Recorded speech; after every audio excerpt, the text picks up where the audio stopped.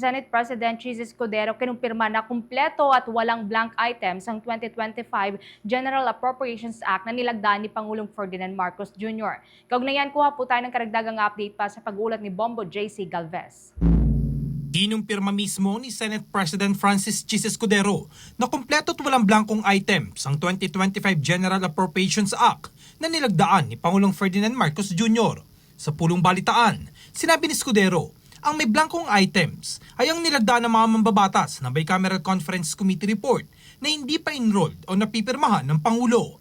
Kung mayroon man daw dapat questionin ang constitutionality, ito yung nilagdaang batas ni Pangulong Marcos na General Appropriations Act at hindi ang BICAM report. Dagdag ng senador, batid din daw dapat ni Representative Isidro Ungab ang patakaran at proseso ng budget dahil nagsilbi rin siyang appropriations chairman. Hindi tamaan niya na mag-akusang may blank items sa national budget dahil kung mayroon man itong blanko ay hindi ito aaprubahan ng Department of Budget and Management.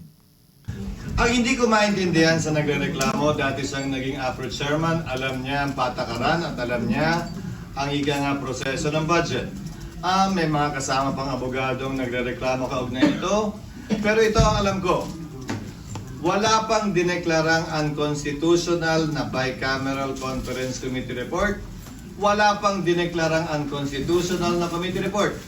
Sa katunayan, wala pa yatang dinedemanda sa korte para ideklarang unconstitutional ang isang committee report o Bicameral Conference Committee report. Ang dinedeklarang unconstitutional ay batas.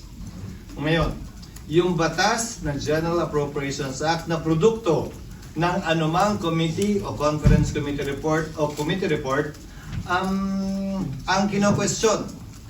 At kumpleto yung batas na yon, walang blanco, walang kulang at yung amount ay nagsusuma.